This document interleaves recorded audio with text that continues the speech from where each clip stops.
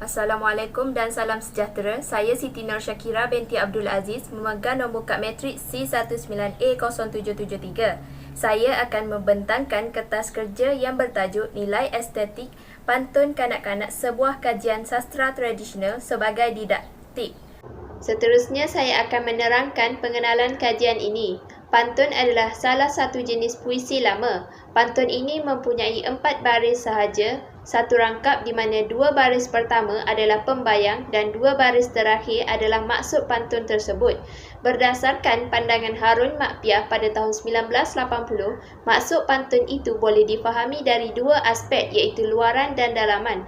Dari aspek dalaman, kita boleh lihat dari sudut pembayang di mana ada penggunaan lambang-lambang atau simbol-simbol alam semula jadi yang terdapat dalam pantun melalui pandangan masyarakat Melayu. Dari aspek luaran pula, dapat dilihat dari hubungan makna sama ada maksud tersebut disampaikan secara abstrak ataupun konkret.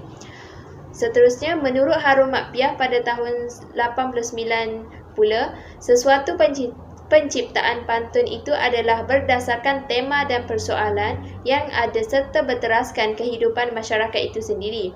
Walau bagaimanapun, pantun ini terbahagi kepada beberapa jenis seperti pantun agama, pantun nasihat, pantun pendidikan dan sebagainya. Pantun juga ada bahagiannya untuk golongan kanak-kanak dan golongan dewasa. Pengkaji pula akan menumpukan kepada bahagian pantun kanak-kanak dalam aspek kajian nilai estetika di mana pantun kanak-kanak dijadikan sebagai satu didaktik. Nilai estetik secara umumnya bermaksud keindahan dan imajinasi manusia dalam menafsirkan sesuatu perkara atau bidang tertentu. Menurut Nor Azman Abdul Aziz pada tahun 2013, estetika bermaksud bidang ilmu yang banyak membincangkan berkenaan keindahan, cara sesuatu seni terhasil dan bagaimana seseorang itu dapat memahami dan menghayati dengan baik karya seni tersebut. Pendapat Rahman Sya'ari pada tahun 2001 pula, estetika merupakan keindahan atau kecantikan dalam karya sastra. Di sini ia terbahagi kepada 2 jenis pandangan iaitu pembaca anggap ia adalah nilai estetika dan ada yang tidak beranggapan sebegitu. Oleh hal yang demikian, pandangan seseorang dan cara penghayatan mereka yang berbeza itu dapat menentukan sama ada ia mempunyai nilai estetika ataupun tidak. Didaktik pula bermaksud mengajar ataupun pengajaran. Unsur didaktik selalunya diterapkan dan digunakan secara halus apabila seseorang individu atau masyarakat mempelajari sesuatu dalam sastra tradisional mereka tidak akan perasan bahawa ada unsur didaktik yang dimasukkan. Secara tidak langsung, semua perkara mempunyai unsur didaktik. Sama juga dengan pantun kanak-kanak di mana pantun ini mempunyai nilai estetika yang tersendiri dan membuatkan pantun tersebut menjadi indah dan menarik. Oleh hal yang demikian, pengkaji memilih untuk membuat kajian yang bertajuk Nilai Estetika Pantun Kanak-kanak Sebuah Kajian Sastra Tradisional sebagai Didaktik. Seterusnya ialah permasalahan kajian. Terdapat beberapa aspek yang sukar dihuraikan kepada kanak-kanak melalui pantun sebagai didaktik. Hal ini dikatakan demikian kerana semua orang sedang menghadapi pandemik COVID-19. Secara tidak langsung, ia menjadi kesukaran kepada kanak-kanak untuk terdedah kepada sastra terutamanya yang melibatkan pembelajaran pantun. Yang kedua ialah pantun pada masa kini kurang digunakan dalam pembelajaran sastra dan pendedahan kepada kanak-kanak adalah kurang. Hal ini dikatakan demikian juga kerana terdapat banyak jenis puisi lain yang diajarkan seperti sajak, syair dan pelbagai jenis lagi yang lain. Oleh hal yang demikian, pantun kurang digunakan dalam kehidupan kanak-kanak seharian. Oleh hal yang demikian, objektif kajian saya ialah yang pertama, mengenal pasti nilai estetika yang ada dalam pantun kanak-kanak sebagai didaktik. Yang kedua ialah menghuraikan cara penerapan nilai estetika pantun kanak-kanak sebuah kajian sastra tradisional sebagai didaktik. Persoalan kajian saya pula ialah yang pertama, apakah nilai estetika yang ada dalam pantun kanak-kanak sebagai didaktik dalam sastra tradisional? Kedua, bagaimana cara menerapkan nilai estetika dalam pantun kanak-kanak sebagai didaktik? Seterusnya ialah skop kajian. Terdapat beberapa skop kajian yang pengkaji menumpukan sepenuhnya. Yang pertama ialah hanya tertumpu kepada nilai estetika yang ada dalam pantun kanak-kanak di mana ia dijadikan sebagai satu didaktik kepada kanak-kanak. Yang kedua ialah mengenal pasti dan menghuraikan berkenaan dengan nilai estetika yang ada dalam pantun kanak-kanak sebagai didaktik. Skop kajian pengkaji yang ketiga ialah menumpukan sepenuhnya kepada pantun kanak-kanak sebagai satu bahan didaktik dalam sastra tradisional, dan skop kajian yang terakhir ialah beberapa kelebihan dan kehebatan yang tersendiri. Dalam kajian yang pengkaji pilih iaitu nilai estetika pantun kanak-kanak, sebuah kajian sastra tradisional sebagai didaktik juga mempunyai kepentingan kajian yang tersendiri, iaitu yang pertama ialah pengkaji ingin mendedahkan nilai-nilai estetika yang ada dalam pantun kanak-kanak yang dianggap sebuah kajian sastra tradisional sebagai didaktik. Kepentingan kajian yang kedua ialah menjadi bahan atau medium hiburan dan pendidikan kepada kanak-kanak. Seterusnya, memberi gambaran kepada pengkaji untuk membuat kajian berdasarkan objektif yang dipilih sesuai dengan tajuk.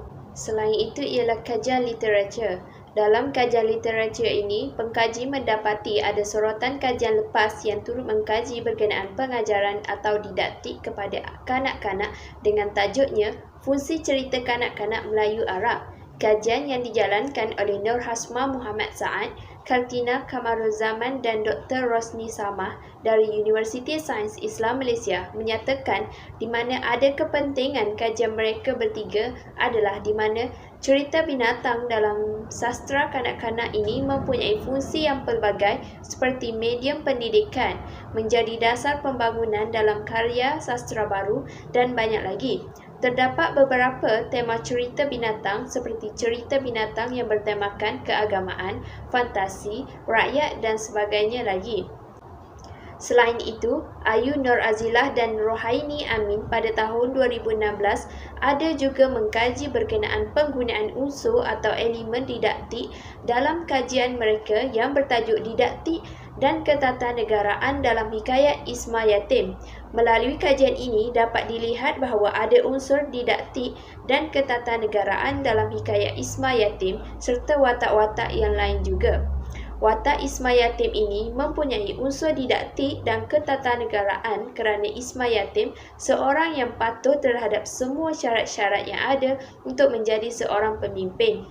Dalam perwatakan Isma Yatim ini, banyak yang ditonjolkan berkenaan dengan unsur didaktik, ketatanegaraan, hiburan dan banyak lagi. Kepada pembaca hikayat Isma Yatim ini, mereka akan memperolehi pelbagai unsur didaktik dan ketatanegaraan kepada setiap lapisan masyarakat. Saya juga akan menjelaskan tentang metodologi kajian yang saya pilih. Metodologi atau kaedah kajian adalah salah satu langkah untuk memperolehi semua jenis data untuk menjalankan kajian yang dipilih. Dengan adanya metodologi kajian ini dapatlah menguraikan tentang reka bentuk kajian dan instrumen kajian yang lain dalam kajian ini. Hal ini demikian kerana kajian pengkaji hanya berfokuskan kepada nilai estetik pantun kanak-kanak, sebuah kajian sastra tradisional sebagai didaktik. Reka bentuk kajian.